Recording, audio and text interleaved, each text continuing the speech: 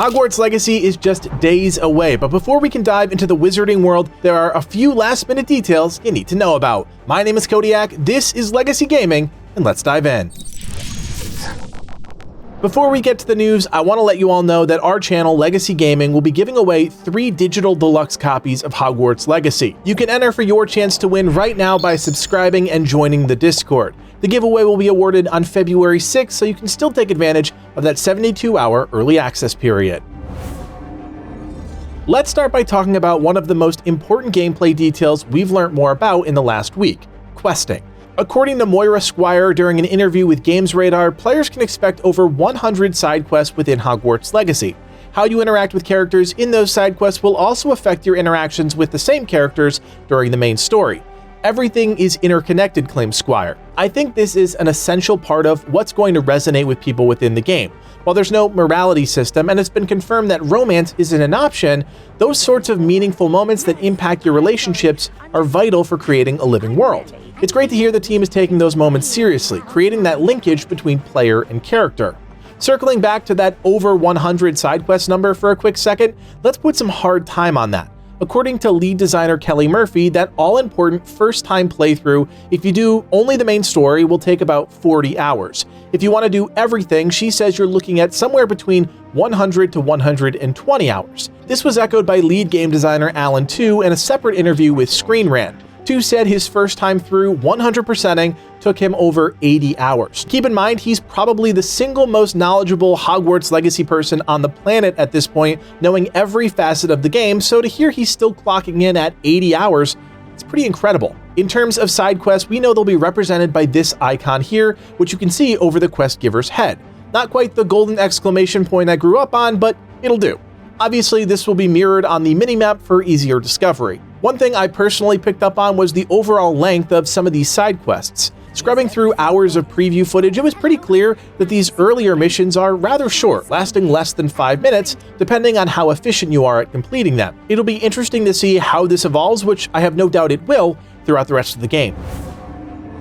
In one of our recent Hogwarts Legacy videos, we touched on how the team really brought the 1890s Hogwarts to life, filling it with students, interesting moments, and even scripted events. By now, you've probably seen this scene of Peeves, the poltergeist, tormenting a Hufflepuff student in the hall. 1, it's just great to see this iconic character come to life. I've said that before.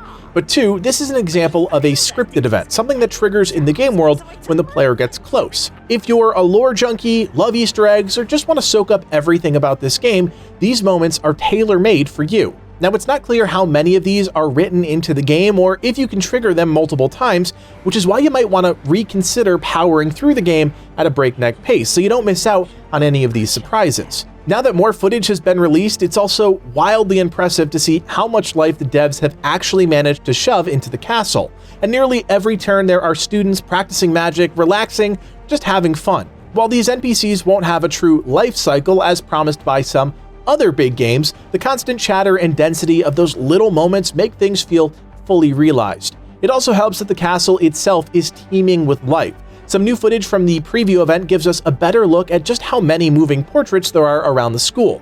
Some even serenade the player as they walk by. It's these little interactions that will provide countless moments of discovery and nostalgia. An interesting addition to all of this is actually from the Flu Network points of interest. As noted by multiple people around the internet, when a player activates a Flu point, the statue actually comes to life and talks to the player. That statue is, of course, Ignatia Wildsmith, creator of Flu Powder, which was developed in the 13th century, around 700 years before the events of this game. I don't know about you all, but I find these small bits of information immensely entertaining.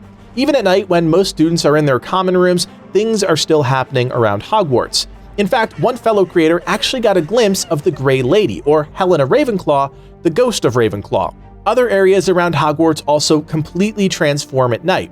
As you can see by this side-by-side comparison of the herbology greenhouses, there's a completely different vibe from daytime to night, but magic permeates everything no matter the time of day.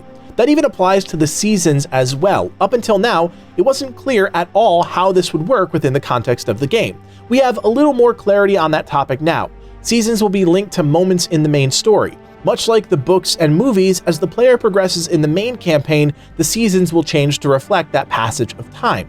What's still not clear is if, possibly, when the main story is complete, the player can manipulate the season manually, or if they're simply stuck in whatever season concludes the game. That's a big question on my mind, as we know seasons are tied to different activities in and around Hogwarts.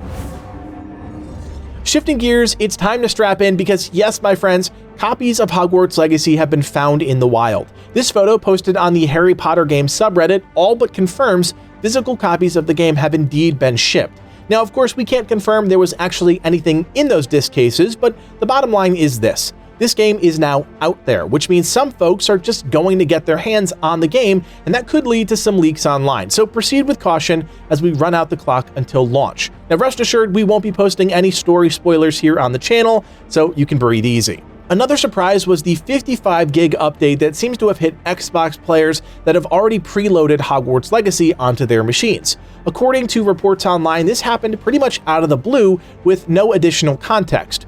We know the game will have a day one patch, so it makes sense that this is what Xbox players are experiencing. PC players like myself don't have the option to preload, so that day one patch will be built right into that launch day experience. As with most day one patches, we're talking about balance and bug fixes here, not major content updates, which does lead me to question that massive file size for the Xbox patch, but that could simply be because a large chunk of the game had to be overwritten to include all of the fixes themselves. Speaking of performance, let's flip over to the PlayStation side of things. JorRaptor, a popular YouTuber that covers a lot of open-world games, actually did some side-by-side comparisons of both the 30 FPS and 60 FPS PlayStation 5 options. As you might expect, the added frame rates makes the motion, specifically while flying, feel a lot more fluid, but at what cost? The biggest revelation, at least in my eyes, is the incredible difference in fidelity when playing on 30 FPS versus 60 FPS. Jor pointed out that at 30 FPS, the world, characters, seemingly everything just looked so much better and more detailed. At 60 FPS, there seems to be a lot more visual sacrifice, especially when it comes to lighting and shadows, which is a real shame because a big selling point of this game for many players is the impressive quality of the graphics. Depending on the PlayStation mode you play on, it also seems to impact the load times in a drastic way. According to Jor, while playing in 30 FPS mode, any sort of region load, which happens behind a closed door, took somewhere around 2 seconds. By comparison, playing in 60 FPS mode took substantially longer, around 10 seconds. That's a stark difference and doesn't bode well for the older consoles when the game eventually releases later this year. I especially wonder how performance will work on the Switch, which could get interesting. What I wish we could see more of is PC gameplay, which we still haven't experienced in any sort of meaningful capacity. We do have the PC specs for the game, which is great, and that's been floating around for quite some time, but as far as we know, everyone that's taken part in the preview event experienced the game on a console, primarily the PlayStation 5. I'm excited to jump in on my rig, which I think will be able to handle ultra quality at 1080 and really push the limits of the game, hopefully capturing the Wizarding World in high fidelity in 60 frames per second. Finally, I think it's worth pointing out that the developers did confirm the game is playable offline, which I know is an important topic for a lot of you, but you will need an internet connection to download that day one patch as well as any future content patches. And oh yeah, the game will be Steam Deck verified on launch day, and it's confirmed players can use family sharing and take advantage of that 72-hour early access period. You know, if you actually want to share the game. The last chunk of new info I really couldn't put neatly into its own bucket, so let's just call it a grab bag of info I thought you fine folks might be interested in. First, shout out to the WB Games support team on Twitter because they are popping up everywhere answering questions from people all around the world. I have to imagine it's a small team just constantly glued to their phone answering tweets all day long, so shout out to that team.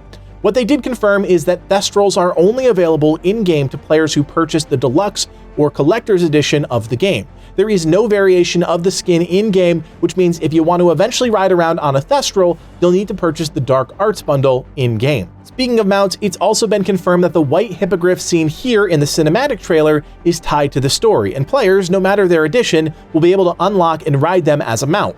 The Onyx hippogriff, however, can only be obtained by pre-ordering the deluxe or collector's edition of the game. As always, we will never push anyone to pre-order anything, but we thought it was worth pointing out. Another new detail we recently learned was that your house choice will actually have some impact on certain missions. In other cases, it could also have an impact on the setting, or sometimes it could just have some general importance. The developers were very squirrely talking about this, as it's something I think everyone is interested to learn more about, but that's part of the discovery process within the game. Regardless, give it an extra beat before you make that all-important choice which house you want to join, and remember, we already have a video on the channel walking you through how you can link up your Harry Potter fan club and WB game accounts so you can make that decision and score some early game rewards in the process. What we also know is that most of the major quests in the game happen on rails, meaning a more linear experience.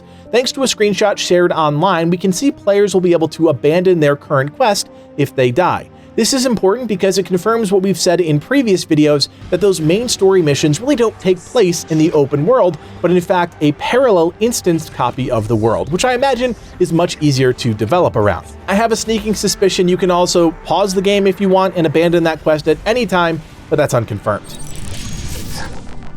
So many small details to talk about ahead of launch, but none of it detracts from the excitement buzzing through the gaming world. It's great to focus on all these tiny little things as compared to, say, Cyberpunk 2077, when the gaming world at large was more concerned with a massively buggy launch. Needless to say, that's not out of the question for Hogwarts Legacy quite yet, and as always, we urge cautious optimism when heading into any game, especially a AAA title. No matter what happens come launch, Legacy Gaming will be diving in day one, so if you're interested in following along in our adventures in Hogwarts Legacy, we'd love to have you along for the ride. Drop a like below and consider subscribing so you never miss out on a new video. I also want to invite you to join the Legacy Gaming community on Discord. We just revamped our entire server, and that's home to nearly 20,000 members. It's a great place to hang out, talk about games, win free stuff, and group up. As always, I'll leave that link in the description below. My name is Codiak, and from everyone here at Legacy Gaming, thanks for watching, and play on.